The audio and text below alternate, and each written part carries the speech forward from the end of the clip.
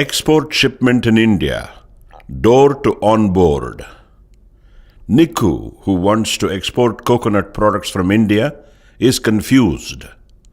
Trade documentation may look lengthy and confusing to a new entrepreneur. To help her out, we shall explain to Niku the various steps in an export shipment from India. We shall proceed step by step. Freight forwarder. Get in touch with a freight forwarder. Freight forwarders are like ticketing agents for cargo shipments. The mode of shipment of the cargo can be sea, air, land, or even multimodal. The freight rate is provided by the relevant freight forwarder based on the mode of shipment, destination port, and the volume of the shipment. Pro forma invoice. Niku needs to send a pro forma invoice to the buyer after the initial discussion with the buyer. It provides an idea about the prices, quality, quantity, and description of the goods to be exported. It also lays out the method of payment, mode of transportation, process of packing goods, packing material to be used, etc.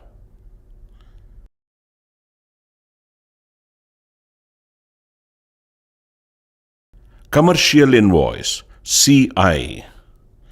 Commercial invoice is equivalent to any seller's bill for the merchandise sold. Commercial invoice should be prepared by Niku after the confirmation of the export order.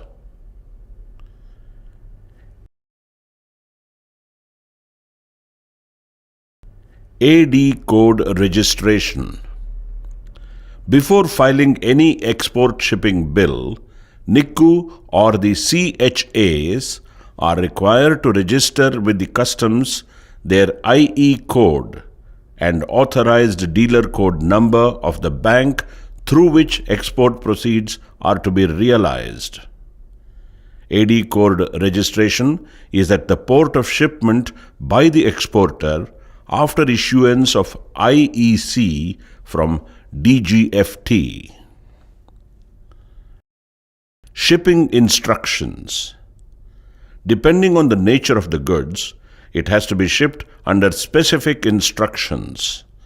Some goods could be perishable, flammable, corrosive, biohazardous, toxic, pathogenic, or allergenic. So, they have to be shipped under appropriate safety instructions as per various international conventions like HAZMAT, IATA, FIATA, SOLAS, etc. Shipping instruction is furnished by the freight forwarder after they are apprised of the various aspects of shipment. Packing list, PL. Packing list contains item-wise list of the package contents. It serves to inform all parties like transport agencies, government authorities, and the buyer about the contents of the package. The same is referred to in case the customs authorities inspect the content of a shipment. Shipping bill.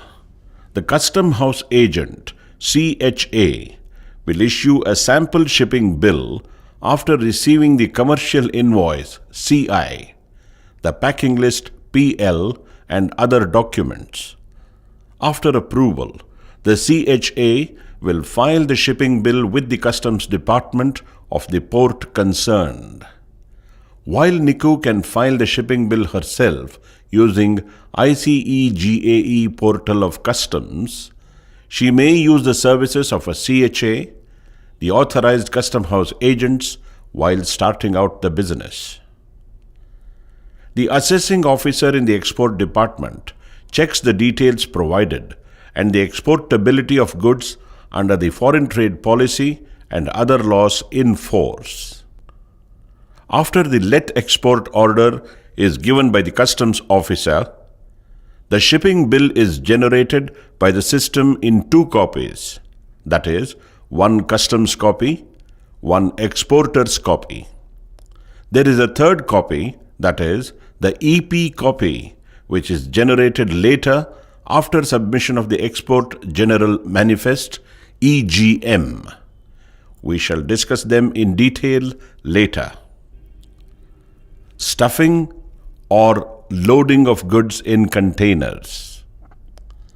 The exporter or his agent should hand over the exporter a copy of the shipping bill, duly permitting let export to the steamer agent, who may then approach the proper officer, preventive officer, for allowing the shipment.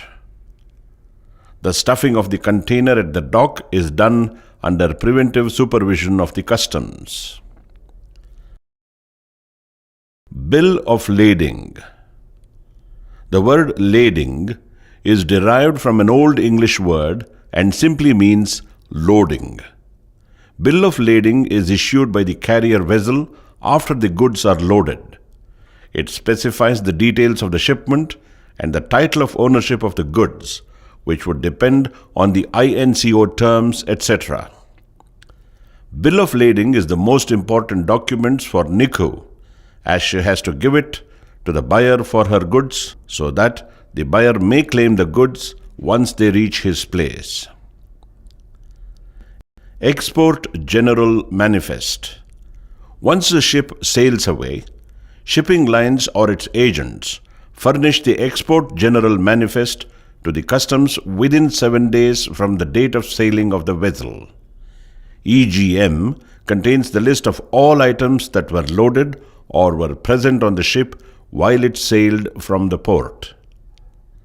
The EGM is the final confirmation of the physical export of the goods.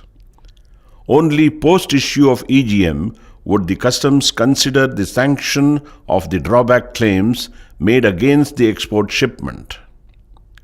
We will discuss about drawback claims in further videos. The above is the general procedure for export. An important point to note here is that more augmented procedures exist for specified schemes. Details regarding the same can be got by referring to public notice and orders issued by the DGFT and Customs Commissionerates.